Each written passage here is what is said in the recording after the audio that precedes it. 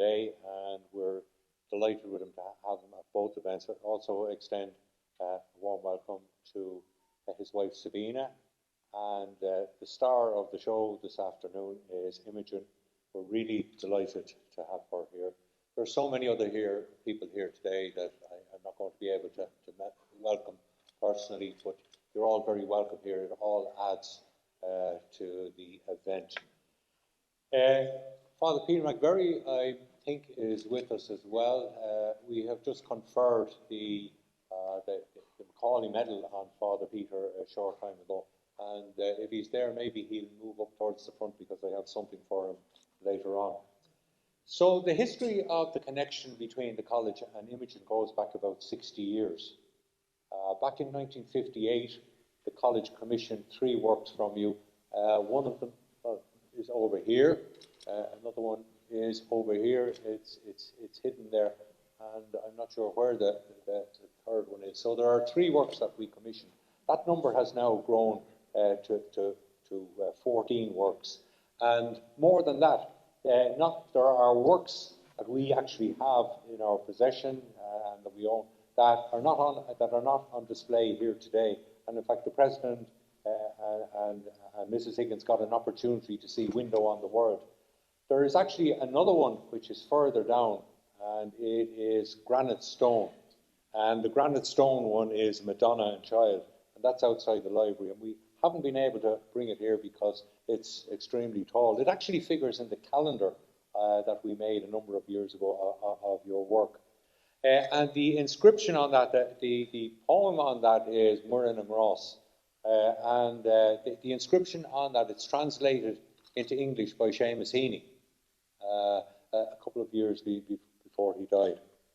So the idea of this exhibition has been one that's been incubating for many years. In fact, it precedes my time as president of this office because over the years, my predecessor, Father Kremen, had a very special relationship with Imogen, and you knew him very well, and he had the idea of launching an exhibition. And we didn't really have an appropriate space to launch an exhibition of your work that would be adequate for that. And in fact, what happened is that this building here, this magnificent building, is one that was renovated. This place, I won't say it was in ruins, but it was in very bad state. If you saw this place just over 2 years ago, the walls had been stripped right back to the plaster work, and it was reeking with damp, and it was wet. It had to be dried out. So an enormous effort went into restoring it to the state that you actually see it in.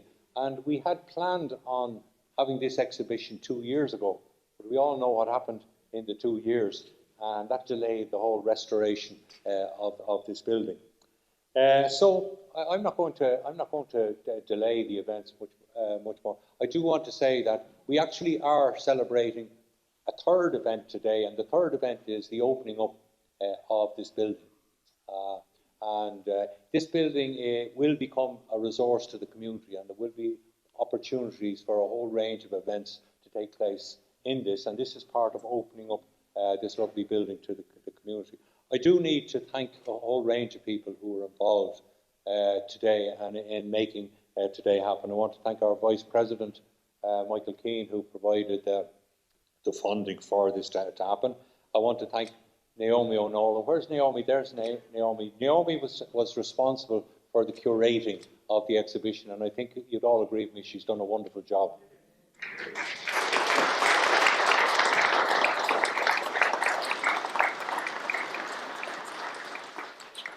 I'd like to thank, as well as that, the Estates Office, and particularly Rachel Costello, because an awful lot of work went in on her part over the years. President's Office and Marketing Communications, and some of you will be joining us for dinner afterwards, so in advance I'm going to thank catering. The building that you're standing in was actually built in 1863. Okay, so it's 159 years in existence. It was actually built on adjoining what was then the convent. A number of years ago, we took over that building there and converted it into our research centre. That building was completed in 1852. So it has a long history. It has a long history here. And as I said, the restoration of the building, we keep referring to it as the refurbished chapel. And we're going to have to stop that, and I'm proposing a new name. You're on the Newman campus, and I'm proposing that the name that we will give it is Newman Hall. So that's the name, and that's the first time most of you will have heard of that. But before finishing up, there are a number of other people I would like to thank. I would like to thank Quinn Architects. So John is here as well. I'd like to thank Quinn.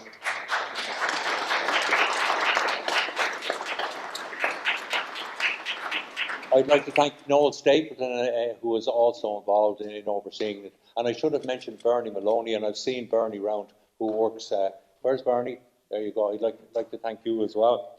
And I'd like to thank Nautic and Jason Quirk, who were the people who undertook all of the repairs. So without any further ado at this particular stage, what I would, there are one or two other things I'd like to do. This is the wonderful book that has been produced for the occasion. And I think you can see it's a wonderful book. I'm going to give a presentation of this to Father Peter, because yourself and Imogen share something in common. I think some of you will be aware of this. Both of you are recipients of the Macaulay Medal. So I think I'd just like to present that to you.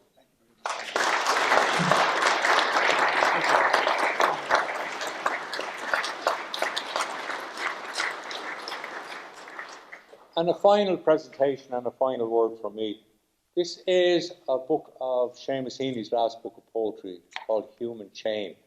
So the significance of what I said about Seamus Heaney translating earlier on now becomes relevant. And I'm going to present a copy of this to the President to thank him for his visit here today and to mark that.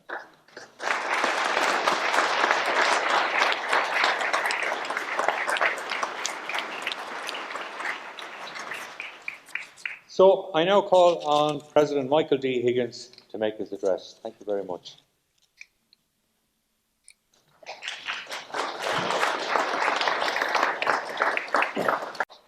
Ultron gedal sias mahan hein is some dan kele sizing ka buikeslat ga certain quira hjul to them fehen sha dan ga coordinare mar fische mar frikle to sonotum frastele vranja gradum Peter McClary is slew agus fische mar anadam he shena janus trislin path fische a certain at a janta son cos muinta pletiere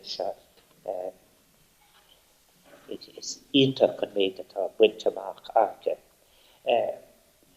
Rish is shankardum henus the side in Imogen Stuart agus to quitted dan obere quirshir don seal lin in our sanutron. So may I say, I'm delighted to be here today, to be back in Limerick. And I want to thank Limerick's Mary Immaculate College for the tribute that they are paying to Imogen Stuart, celebrating the long connection that you have just summarized, President. And I want to thank you and all of your staff, and indeed your guests who have gathered here, and so many others. I do thank Professor Eugene Ward for the invitation to be with you.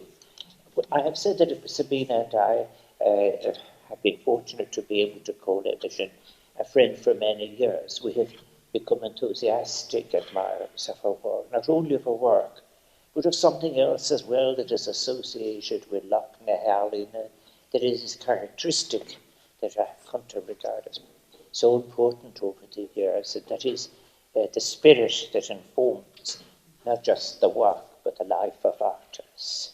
I'm delighted to see Brian Fallon here as well, who really knows so much of the detail of Imogen's work, probably better than anyone. I've said something that connects the two events here today as well, has been Imogen's powerful commitment to the availability of works, to the public, the gutchen, to people in general, and the importance of artistic expression in the public space. 25 years ago, when I was Minister for Arts, Culture and the Gaelic, I remember offering to discuss this. I remember maybe the most theoretical, most practical expression of it was something that had been put into print years earlier, the Benson report, Kieran Benson's work. And indeed, when the late Colin O'Brien and I were designing strategies and policies, we would regularly go back to the affirmation of accessibility, of access of the arts. And there was a campaign as well, which Sandy Fitzgerald and I ran, that is the Community Arts for Everybody Cafe, when we went all over the country, making about how, in fact, having a public space and the expression of art in it was very important, that everybody would have access. This generosity manifests a form of practical commitment, as it were. And this is why I was so pleased to be able to be here. And I had the opportunity of looking at the 14 works that are, if you like, the Immaculate part of what you will see in this exhibition. It is, I think, in May earlier this year, on a day, or let us say, we would say I'm sure Brishta, it was a broken day, broken in terms of weather. And we were unveiling Imogen Stuart standing stone sculpture in Santa Cruz, Victoria Park in Dublin. And so today, then, to have the opportunity of this selection of her life's work, I must say it's always wonderful when new life is breathed into buildings that had an importance in their life in a different period of time. I do congratulate the architect for this achievement, and everybody who makes it possible. And the idea that this will be a place where there will be creative expression is incredibly important. I think that this is it's a very, very good use of space and buildings, and how appropriate it is so early on to be using it for today's Imogen's sculptures. I think the book that President had in his hand is very important in terms of the themes that she chose. And as I said, I believe Brian Fallon would be a better person rather than I to go into the detail of that. But I do want to say a few things about it over. Imogen has used her work to capture what I would say from the past, I think, significant moments, I think. I think that, for example, she makes, as Celatini would have put it, and thank you very much, what you have conveyed me, a point of entry into a common emotional ground of memory and belonging. I think it's interesting that, and not only interesting, but it's well chosen, that the title that has been given for this event today, which is called In Her Hands. I think the 30 works Imogen has created different media. They demonstrate a breadth and creativity of a life's whole artistic output. And it is, let's be clear, we're all on, before we go any further, let's just give an initial bullet bust to one of Ireland's most significant artists.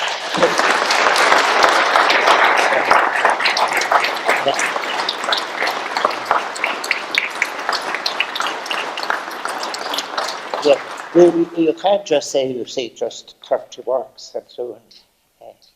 We should draw your breath at that for a start anyway. And as to the title Hands, it's very, very important. I remember discussing with a number of people the significance of hands. It's well known that touch is very important. I think I may have written a speech somewhere about that, about what the absence of touch would do during COVID times. It is a fact, for example, that you can see without being seen, as it were. You can use all of the different senses, but you cannot touch without the experience is inescapable in relation to the touch of life. This was the view, of course, of Aristotle, and Plato had privileged, if you like, the eyes. And it's for another day, but quite a lot flows from that privileging of the visual above touch. Touch is very important, I think. Where it emerges in the pieces that I have seen is the reference, the connection with the heart, which I think Imogen can speak about. For Aristotle, the flesh is the medium for the sense of touch, and the organ of touch, as I said, was always considered as the best connected with the heart. And of course that was very, very interesting, because the Platonic emphasis on the visual would fit with a version of rationality, which has let us all down. Rationality was never enough. Cold reason is insufficient for life. It is the movement of the heart that actually defines humanness and its connection and the idea that the self is composed of interaction with ourselves made possible. I think that we're very fortunate in Ireland that Imogen has come, in fact, is with us, and that has left so much of her work with us. I've heard her speak before about the influences on her life for Father Bruno Werner or Otto Hitzberger, who are renowned sculptor, who was a further great influence.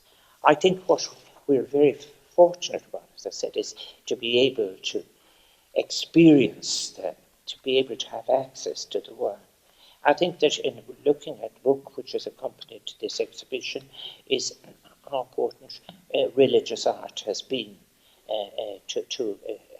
why it has been, if you like, an emphasis in her work. I think it is something that is not religion in any narrow sense, because there is such in the work itself a celebration of nature and the forms of nature. And I think, as well as that, something which is, I think, very important, that is the significance of the sacral, the moment of, for example, in what happens in the gaze at the moment of encountering the sacred. We're very fortunate, I think, in Irish mythology,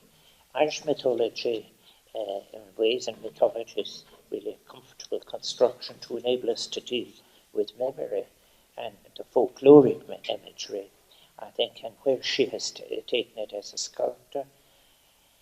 I think we are very gifted in Áras an Uachtaráin, because we are now the home of Unpangar Bón, which has come to live in a beautiful piece. As you come into Áras an Uachtaráin, it is one of the which we can show people.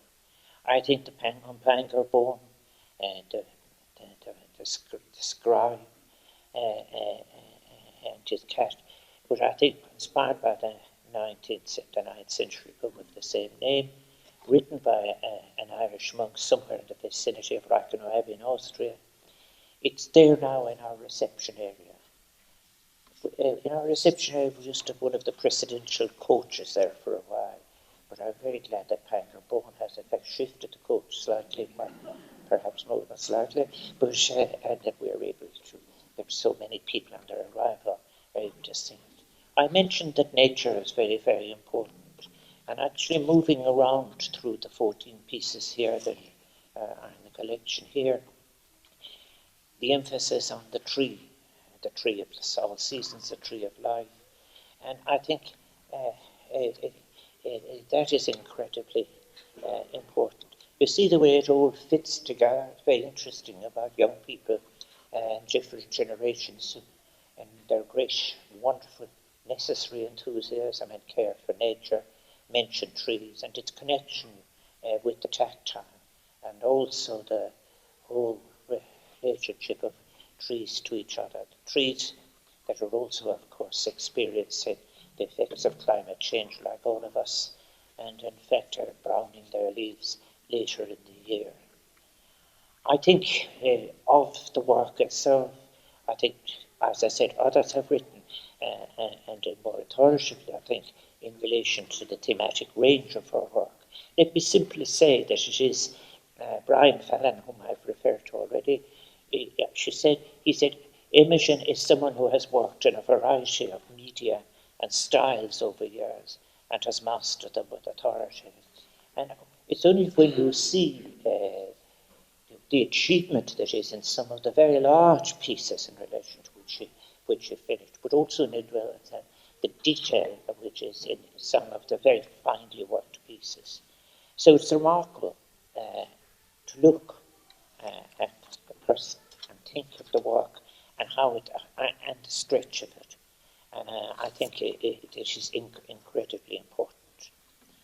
I think that in Ireland we're very, very fortunate, I think, that people have retained an enormous interest and respect for art and artists. And I think what is maybe most important about going around seeing the large number of people here for whom had the opportunity of looking in closely at some 14 pieces that are here, that it isn't a case of allowing art, it isn't a case of facilitating art, but it is wonderful to see people engaging with the pieces themselves, but it is the relationship between the person and the object that has been delivered by another person that creates a capacity for something that can't be called anything less than spiritual. And therefore, art is neither decorative only, nor is it a mirror. It is something else. Art moves people, and it moves us through the senses, and particularly to think of the use that is made of all the different materials of wood and metals and iron and stone and marble. I think that her work, I have no doubt, in this beautiful space that will be made available, will continue to enrich and inspire all of the people that come here. In our various privilege, go for me on chance, and couple of fucker or Martian August, and the sponsors are asking go here. It's a very great privilege indeed, and it is not just an act of friendship, which it is also from Sabina and I, but it is, I think, a wonderful celebration of somebody's life's work, a life's work that is engaged not only with the present, but with the past, with feelings of the present and connection with nature, with an engagement with mythology and reflection of the mind. Where, as I said, reason cannot go, all of this work has gone impelled by the sources of inspiration of the heart. It's a privilege to declare it for.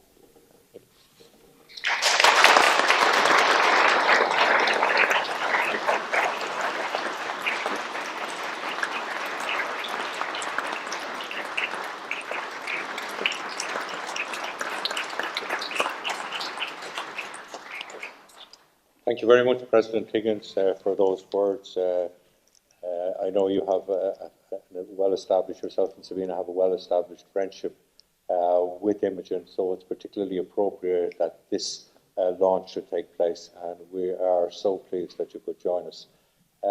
Working with Imogen over the last few years has really been interesting. Imogen is 95, and when you work with her and you talk with her, you'd never get that sense. So you're so refreshing, and I'd now like to ask you to say some words. So I'm going to bring a microphone over. Can we take this off? We can. There we go. Thank you. You must forgive me that I sit down here, but I can't stand very long. But first of all, of course, I have to say something about our president. I thought this was so beautiful, first of all, that he came here with Sabina, his wife. That's the first wonderful thing. And then secondly, what he has said now. It's really very moving, and I hope I get that in my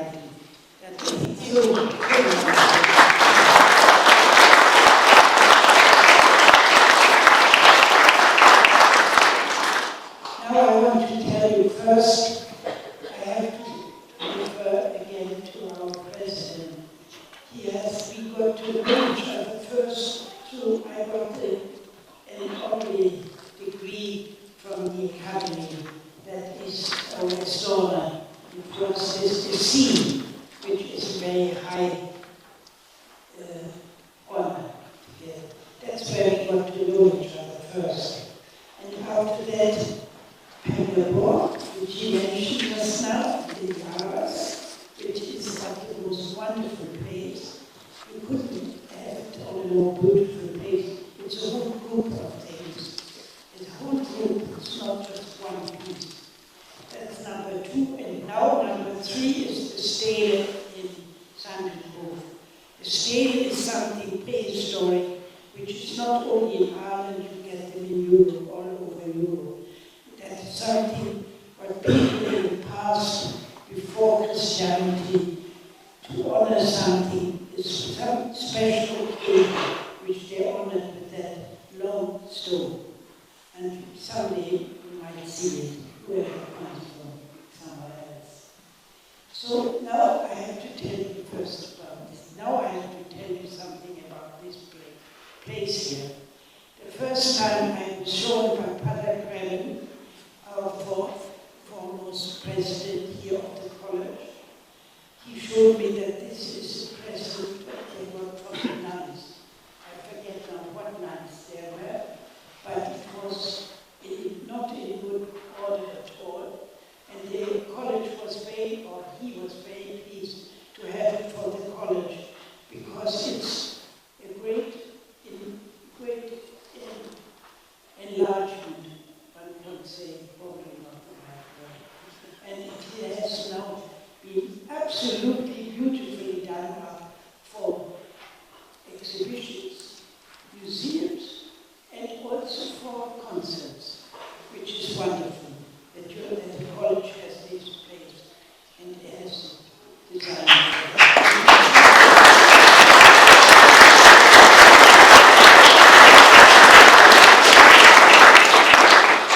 Now I want to finish with my work. Is here in 40 pieces. 40 pieces. And I have to thank Naomi, who knows it, here for achieving such a beautiful effort. It is so beautifully put together, the work.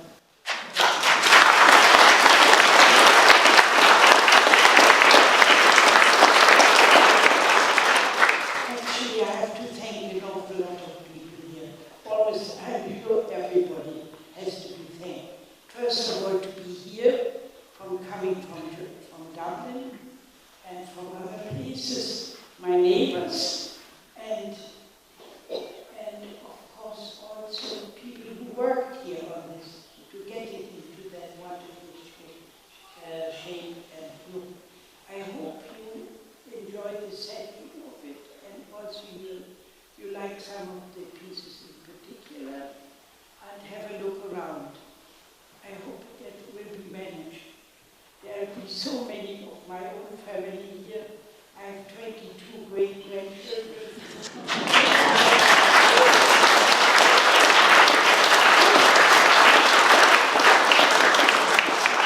I also want to mention my daughter, Ashley.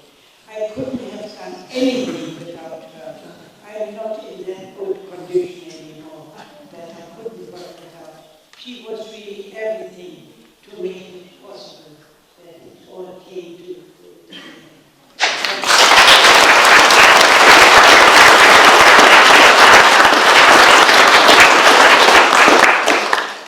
So I think that's all I can say, unless somebody has a question. Yeah. Thank you very much indeed. I don't think we're going to do a question and answer session. Just as I said, you can see what I was talking about when I spoke about Imogen being an exemplar of vitality and positive aging, and we can all draw inspiration from that. It's really, as I said to you, for us, it's such a delight to have reached this point, which is the culmination of a lot of work. I know it's something that Imogen yearned for some considerable years, and it's really been so important for us to be able to deliver on that promise to you. So, Gura Míle Maith. Thank you.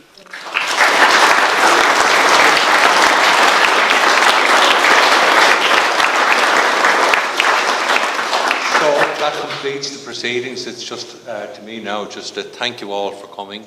Really delighted with your presence here and the fact that you have come here to view the work, and not only to view the work but to pay tribute to Imogen as well. So, Gura Míle Maith, Thank you.